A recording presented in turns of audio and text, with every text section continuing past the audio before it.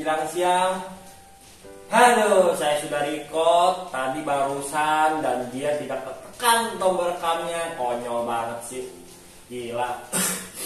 Halo, capek. Udah hampir mau berbusa nih guys, menurut saya sudah kering. Ngomong-ngomong, selamat pagi menjelang siang.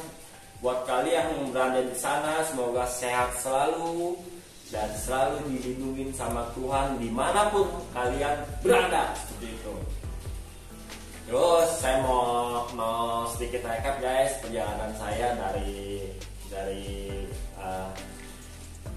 Karawang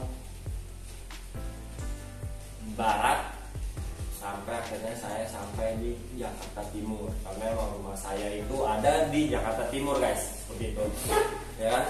Jadi selama saya perjalanan Karawang Barat sampai Bekasi, enggak, Karawang Barat, Cikarang, Bekasi dan Jakarta Timur ya, itu saya dikasih rute sama Google Map seperti yang kalian tonton kemarin ya kan, itu lewat pinggir kali guys. Jadi sepanjang jalan itu saya pakai Google Map dan selalu aktif, handphone layar nyala, musik juga jalan, baterai saya pun juga cepet banget drain hasilnya, seperti itu, habisnya cepet banget. Padahal ini handphone sudah 5000 mAh ya, seharusnya kuat, cuma baru 8 jam apa berapa itu udah sisa 20-18%, seperti itu.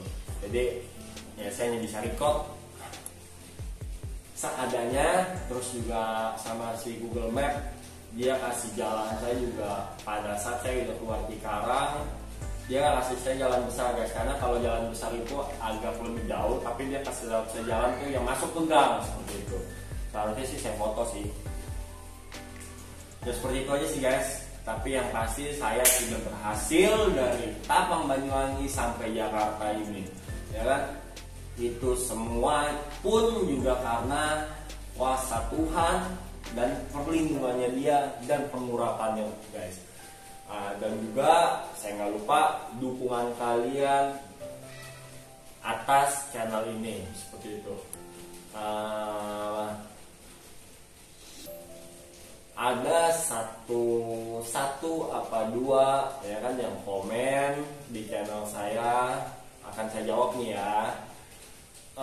Ada satu namanya siapa ya, kalau kamu nonton kamu bisa lihat, kamu bisa saksikan ini berapa sih biayanya, dari semua total biayanya dari Ketapang Banyuwangi sampai saya bisa sampai Jakarta.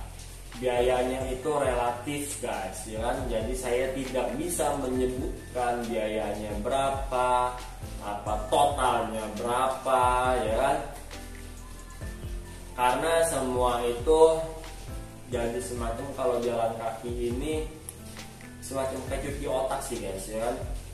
Kenapa saya bilang cuci otak, karena tujuan kalian itu cuma Ketapang Banyuwangi sampai Jakarta, Ketapang Banyuwangi sampai ke Jakarta, apa Ketapang Banyuwangi sampai Jember, seperti itu, Jember sampai ke Lamojang ya, Lamojang sampai Surabaya ya, begitu-gitu aja guys ya.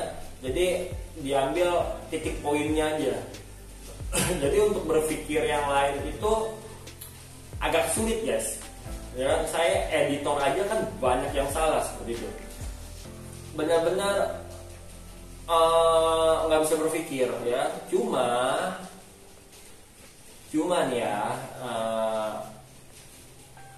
untuk biaya makan itu yang seperti saya kemarin katakan, kalau banyak juga dari pedagang ya kan, yang tingkat kepeduliannya itu sangat-sangat luar biasa, makanya saya tidak bisa menghitung. Tapi kalau dari segi hotel ya kan, apa dari segi penginapan, guest house ya, itu relatif tergantung di kotanya mana, itu dari kisaran 50.000 sampai 300.000, seperti itu. Jadi tergantung, semua itu balik pada diri kalian masing-masing, mau nginep di penginapan mana ya kan. Jadi kalau saya pukul rata 200.000 satu hari, perjalanan saya ada di 22 hari total penginapan saya adalah di 4.400.000 guys ya, 4,4 ya, 4.400.000 ya, bener gak ya? Ya mudah-mudahan sih bener ya, saya nggak salah hitung soalnya matematika saya kadang suka salah sih. Terus untuk biaya makan nggak usah ditanya lagi ya, karena saya udah katakan berkali-kali kalau dari Jawa Timur, Jawa Tengah, Jawa Barat, area Subang, Purwakarta ya kan, itu murah-murah guys ya kan, bahkan saya dikasih yang namanya sampai gratis ya kan. Tapi tetap saya bayar, ya saya nggak tahu dia kasih harga saya full apa setengah, tapi tetap saya bayar seperti itu ya kan. Dia itu luar biasanya selama 22 hari dengan taruhlah habis 5 juta lah ya kan, itu sih luar biasa guys ya. Dengan budget sekian saya bisa ngerasain jalan kaki, dengan ngerasain kuasa Tuhan atas hidup saya, itu saya rasain luar biasa begitu. Karena di situ kalian akan ditempa menjadi lebih sabar seperti itu. Dan pertanyaan kedua dari Agandia, kesan-kesannya apa bro? Tolong dong diceritain semuanya ya kan, yang lucu-lucu ya. Sebenarnya sih kalau saya jawab dulu ya, kesan-kesannya itu banyak ya kan. Tapi kalau yang lucu-lucu itu sebenarnya nggak ada sih ya. Karena kenapa? Balik lagi, saya itu fokus di jalan ya kan. Dan satu fokus di jalan, dan juga banyak dari kalian yang nanya, oh review tempat makanannya, review tempat wisatanya seperti itu ya kan. Ya kalau saya seperti itu, saya nggak akan sampai 22 hari guys, itu saya bisa butuh waktu 1 tahun seperti itu ya kan. Itu adalah waktu yang sangat-sangat lama ya. Karena kenapa? Ya misalnya saya ada di kota Banyuwangi ya kan? Oh Banyuwangi ini ada di dia yang api biru tuh namanya apa saya lupa. Itu mesti bakatnya dari kita dari pagi ketemu malam suruh naik lagi. Belum lagi nanti istirahat di rumah desa 2 hari 3 hari 3 hari baru kita ke kota Banyuwangi lagi. Di kota Banyuwangi lagi banyak lagi pariwisata. Sebenarnya Banyuwangi itu banyak banget pariwisatanya guys. Dan cuma kalian belum tahu aja. Jadi kesan-kesan lucunya itu ya benar-benar real tuh nggak ada. Cuma semacam kayak cuci otak, cuci apa sih namanya, pikiran-pikiran negatif itu semua dicuci semua guys. Yang saya tahu itu adalah hanya jalan dari titik A ke titik B seperti itu. Dari titik A ke titik B bagaimana saya sampai seperti itu ya kan. Tapi dari titik A ke titik B di situ banyak kesan-kesannya yang saya dapatkan. Contoh ya, yang seperti kemarin saya katakan lagi ya, bahwa banyak tuh pedagang-pedagang yang tingkat peduliannya tinggi. Maka dari itu saya bisa bilang ya kan, kalau kalian jalan-jalan ke wisata ke Banyuwangi, apa misalnya ke Bali, apa ke Solo, Jogja, Kebumen, Semarang, apa, makanlah makanan penduduk sekitar. Kenapa saya bilang seperti itu? Ya, karena masakan mereka lebih enak dibandingkan franchise seperti itu ya. Dan harganya relatif lebih murah dibandingkan si franchise ya. Jadi untuk kalian yang berdakwah dalam franchise ya, siap-siap lah ya, karena mereka akan makan pada masakan penduduk sekitar. Luar biasa. Karena perbedaannya, mohon maaf sebelumnya, kalau kita makan franchise kita bayar dengan harga sekian, oke, deal. ya, tanpa ada yang namanya minta tambah minum lagi dong, bayar lagi seperti itu.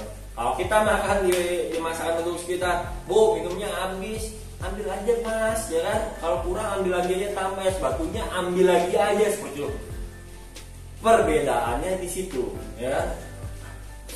Jadi kalau si franchise lebih bicara take money, kalau si pedagang kita bicara kepeduliannya. Masih lapar gak? Makan lagi, ya kan? Bu, minta tambah nasi dong, ambil aja ya banyak kan, dia bilang. Kalau franchise, Pak, nasi dong, bayar lagi. Dan nasinya gak banyak, cuma semangkuk. Kalau saya makan franchise, ya kan, dengan keadaan saya jalan kaki segitu panjang, bisa 3 kali makan, 4 kali makan saya. Karena saya satu hari itu bisa 5 kali makan, seperti itu. Dan bukannya nambah gendut, saya nambah kurus, karena emang tiap itu bakar kalori. Berat saya itu sebelumnya kemarin ada di angka 75 guys, dan sekarang drop di angka 59 kemarin, hampir 59. Karena emang jalan kaki, jalan terus ya. Sekarang udah naik lagi di 60 ya. Karena saya udah lumayan istirahat dan saya juga nggak terlalu nge-push. Kemarin perjalanan terakhir ya sebenarnya nge-push juga, cuma saya jalannya jalan santai, kebanyakan istirahatnya. Jadi buat naikin lagi karena orang rumah saya udah komplain seperti itu. Terutama adalah istri saya udah dekil, hitam, ya, badan tinggal tulang, tuh guys, tinggal tulang, ya.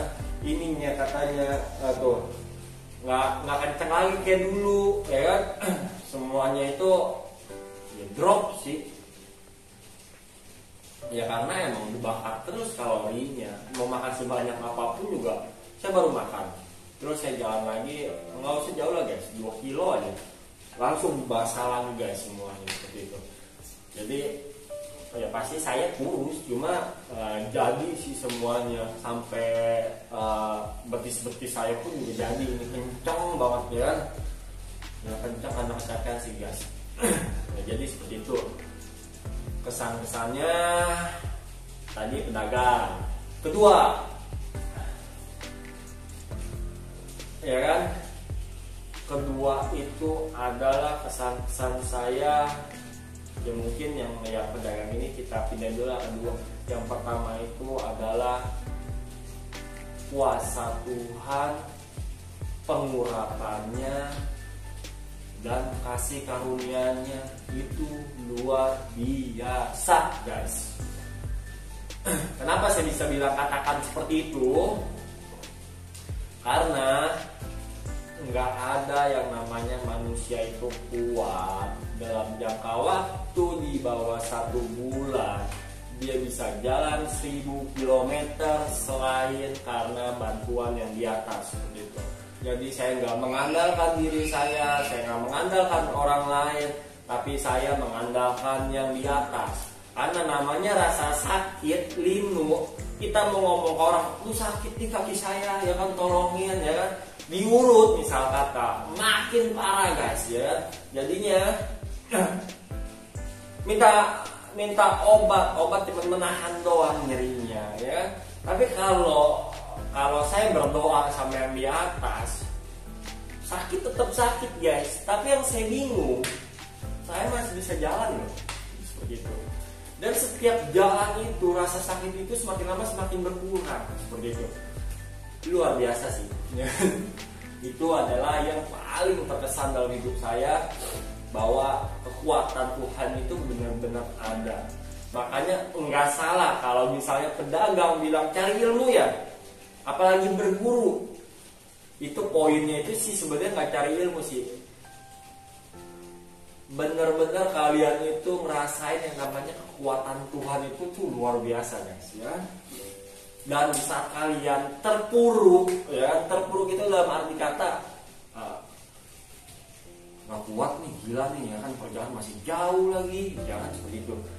Waduh, ini ke kota ini gimana caranya, kaki udah sakit begini. putus asa guys. Tapi di saat kalian bersandar lagi sama yang di atas, tiba-tiba kekuatan itu ada lagi di tubuh kita. Kita jalan lagi nggak ada rasa sakit. Itu sih gila sih guys, ya. Ya mungkin saya yang ngalamin, apa kalian mau coba silakan. Tapi luar biasa sih guys. Terus kesan yang selanjutnya, nah, kan kemarin saya pernah cerita tuh tentang saya dari Jatiwangi Cirebon ke arah Subang. Jatiwangi Cirebon ke arah Subang. Seharusnya saya ada pilihan dua antara Subang apa si Sumedang, ya kan? Sumedang lebih dekat, si Subang lebih jauh, seperti itu. Saya sempat putus asa karena kenapa? Satu, panasnya luar biasa, ya kan? Jadi sebenarnya perjalanan terberat itu guys, dari arah Tegal sampai Jakarta, Tegal, Brebes, Losari, Cirebon lah, pokoknya kosong, panas guys, ya kan? Pemalang itu panasnya luar biasa guys, ya kan? Kalau nggak kuat-kuat sih langsung drop, udah panas, debunya, jalur pantura, gila gitu ya. Aduh, udah nggak kuat guys. Nah, ini ada momen yang benar-benar sangat luar biasa guys. Dan kebetulan baterai saya habis, saya nggak bisa ngapa-ngapain, ya.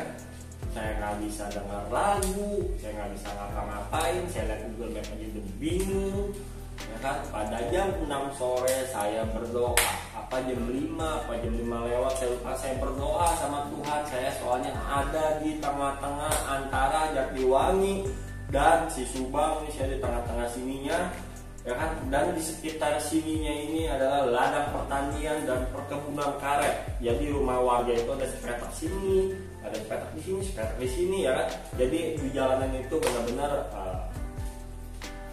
nggak bisa komen sih. Cuma saya sore-sore itu dijemput dengan bus, dan bukan jemput sih, bus itu datang guys setelah saya berdoa. Dan yang saya aneh, saya baru sadar sekarang guys, karena saya sudah istirahat full, ya. Itu kalau nggak salah jaraknya itu cuma sekitar 15 sampai 20 kilo. Saya jalan itu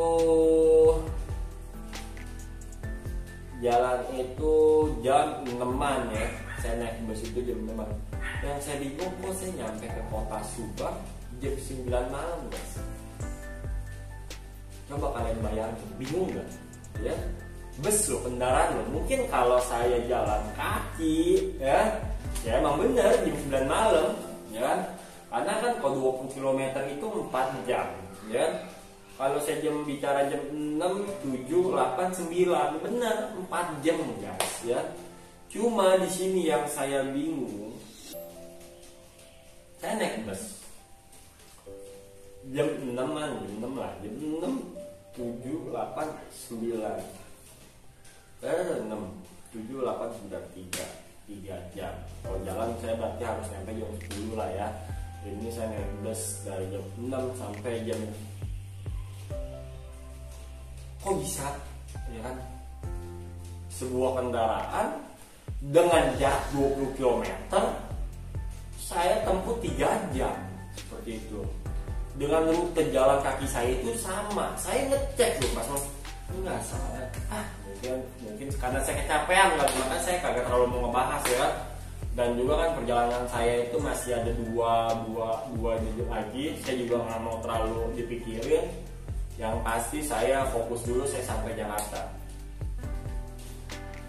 Ya sempat bingung sih guys, karena di dalam busnya itu cuma saya sendiri, penumpangnya, dan ada si supirnya busnya, dan satu kenek. Selama perjalanan tidak ada penumpang lain selain saya. dibilang horor, ya saya berdoa terus, saya nyanyi ya kan. Ya nyanyi aja lah. Saya cuma bilang sama Tuhan, tolong sampein saya di kota Subang, seperti itu. Ya Tuhan, bagaimana caranya sampein saya dong nih, kok nggak ada penumpang yang lewat, kiri kanan kosong, sepi, seperti itu. Ya kalau dibilang horor ya kalau saya sih nggak takut sih guys ya, karena saya rasa mereka itu manusia berdua. Itu intinya seperti itu aja. Nah, terus kadang lewat ada rumah penduduknya itu benar-benar ya lampu-lampu kuning, terus udah gitu hilang ladang lagi gitu. Cuman yang saya bingung, kok lama amat sampai 2 jam seperti itu, 3 jam. Seharusnya kan kalau 20-30 km itu paling jam 7 jam 8 saya sudah sampai. Ini jam 9 guys, ya kan? Dan saya ada bukti upload terakhirnya itu karena saya ngerokok, ya kan? Saya ngecas di pinggir jalan, saya minjem sama tukang. Itu saya jam 9 malam, jam 9 kurang lah ya. Saya ada upload itu, saya pas udah nyampe di hotelnya. Itu gokil sih. Ya tapi balik lagi, kalau Tuhan itu menyelamatkan saya, gitu. Itulah yang terjadi pada hidup saya. Itulah kesan terindah di dalam hidup saya. Ya mau kalian percaya enggak, ya karena saya pikir yang rasain saya hanya bisa berbagi, ya kan? Ya itu di luar yang saya bagi ini juga di luar nalar pikiran manusia. Dan nggak usah saya bilang seperti itu, saya jalan kaki pun juga di luar nalar manusia, seperti itu. Jadi ya was sih saya bilang. Itu adalah kesan-kesannya, ya kan? Terus yang kedua yang tadi saya bilang adalah pedagang-pedagangnya guys, ya. Luar biasa tingkat kepeduliannya. Dan yang ketiga tentang penduduk sekitar. Hampir rata-rata penduduk sekitar itu baik-baik guys. Mau kalian orang dari mana, asalkan niat kalian itu adalah baik, seperti itu. Jangan niat kalian itu adalah mau ngerusuh, mau apa, mau berlagu kayak gimana, jangan. Lebih baik kita nunduk, merendah, dan ngobrol yang enak-enak, yang seperti itu. Baik-baik semua guys, saya nggak bohong ya. Hampir setiap saya bilang, saya satu hari itu makan bisa 3, 4, bahkan sampai 5 kali. Luar biasa guys baiknya. Kadang saya ngaso di tempat kopi, ya kan, di warung-warung gitu, es kelapa, rata-rata itu gratis, seperti itu. Tapi karena ini adalah konten, saya nggak berburu, saya nggak apa, ya saya bayar dong guys, ya kan? Karena memang setiap konten itu pasti ada yang namanya modal, seperti itu. Dan kita saya buat tujuan konten ini, motivasinya apa? Ya kemarin saya jawab, untuk keluarga, seperti itu. Jadinya ya nggak masalah lah, ya kan? Tapi by the way, anyway. dan lebih gokil lagi, saya nggak tahu ini dari mana. Kan kemarin saya udah pernah bilang guys, saya sudah 5.500 sekarang ini udah 6.000 lebih jam tayang. Subscriber saya baru 500 guys. Sampai tuh kalau Tuhan, jam tayang itu yang sulitnya ya, yang sulitnya udah saya laluin. Subscribernya guys 500. Saya sakit pala ya. Ini gimana nambahnya lagi, ya kan? Ya udahlah, balik lagi, saya berdoa lagi sama Tuhan. Dan apa yang terjadi dalam waktu 1 malam kemarin, saya berdoa terus sama dia. Pagi-pagi udah 1095 pas 1094. Saya nggak tahu itu dari mana ya. Yang pasti subscriber saya naik 500 guys. Yang saya mau tuh naik 500. Gila sih saya bilang. Di pagi itu juga saya langsung daftar monetize guys ya, nggak pakai lama-lama. Dan saat saya udah daftar, kaitkan akun saya dengan akun AdSense saya, di YouTube Studio saya sudah ada yang di bawahnya itu jam tayang, kan dia ada subscriber, berapa kali klik, betul kan? Terus ada jam tayangnya, dan di bawahnya itu udah ada dolarnya guys ya. Gila sih, luar biasa sih guys. Proses demi proses ya, Tuhan bantu ya. Dia itu nggak tidur guys, dia itu kalau orang bilang tidur begini tapi matanya gini guys ya. Gila guys. Jadi selalulah bersyukur dan selalulah berdoa sama dia dimanapun kalian berada. Yang penting hatinya guys. Percuma ya, saya kasih tahu ya satu ini, percuma kalian ke gereja tiap minggu ya, kalian sholat 5 subuh ya, tapi kalau hati kalian masih ada rasa gimana, lebih bagus orang yang nggak pernah ibadah, nggak pernah ngapa-ngapain, tapi hatinya selalu sama Tuhan. Dia selalu mengucap syukur, dia selalu berdoa ya, dimanapun dia berada ya, dan dia tetap menjalankan yang namanya kasih seperti itu. Karena emang hukum dari segala hukum adalah kasih. Kasihlah sesamamu manusia seperti dirimu sendiri, dan kasihlah Tuhan Allahmu, seperti itu. Kalau kita bicara 2 hukum itu ya udah termasuk 10 hukum Taurat gitu. Ya hanya itu sih yang saya bisa ucapkan. Jadi ya tetaplah bersyukur, tetap selalu mengandalkan Tuhan, dan selalu surrender guys. Jangan bicara kalian tuh yakin dengan pemikiran kalian, tetap serahin semuanya, bilang kita menyerah Tuhan, saya menyerah ya. Sepanjang jalan guys, kalau kalian mau tahu, saya bilang Tuhan saya menyerah, bilang sakit guys ya, sakitnya luar biasa, udah sakit linu, saya menyerah Tuhan, saya sampai mau nangis guys ya, sepanjang jalan ya kan. Dibilang mau record juga, gila, sakit guys. Tapi di saat kalian bilang kalian menyerah, ya kan, kuasanya itu benar-benar turun. Ya itulah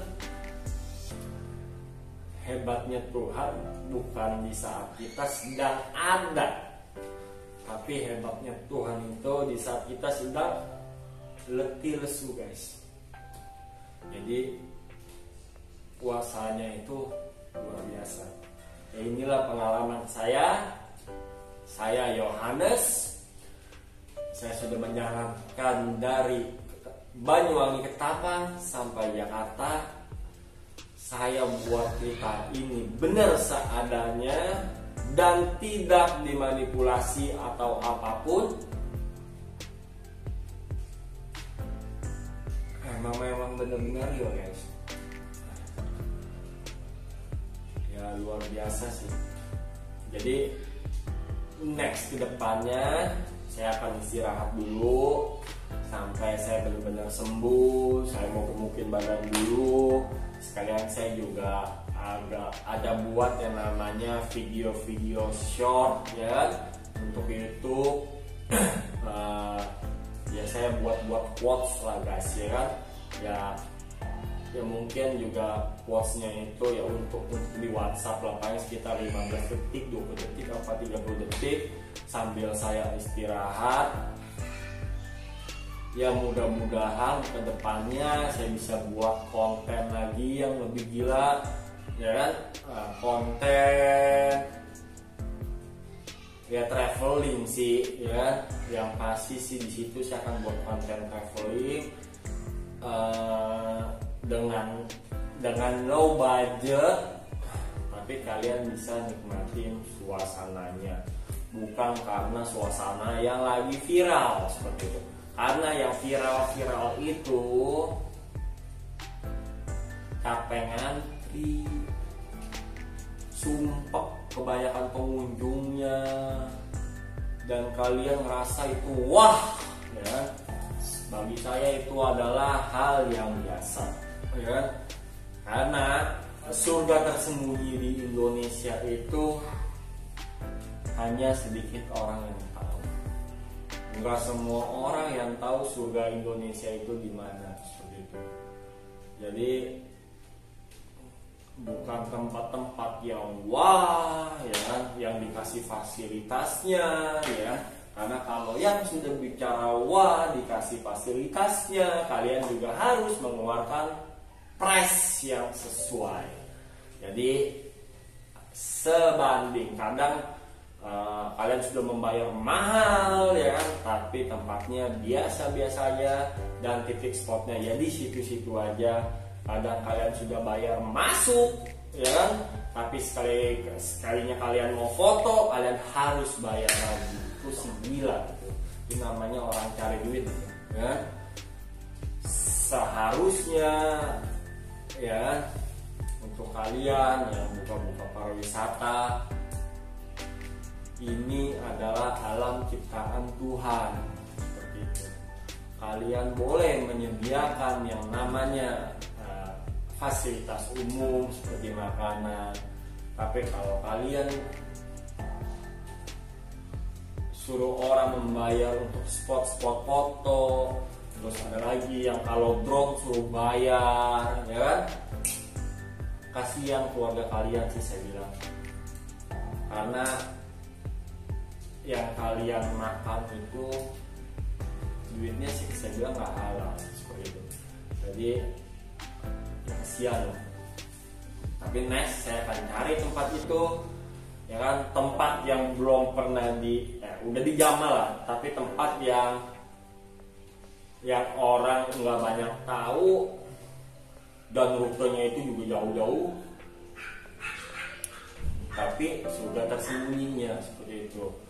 Kalian untuk staycation walaupun nyantai di situ berapa lama dengan pemandangan yang luar biasa, ya worth lah seperti itu, dibandingkan kalian harus bayar price mahal-mahal, tapi di dalamnya lagi kalian harus bayar lagi.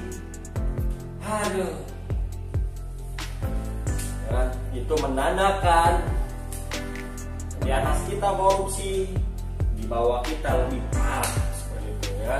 Jadi janganlah ya, cari yang halal-halal aja seperti itu. Oke guys, ditunggu next videonya. Saya Yohanes, ikut pamit. Bye guys.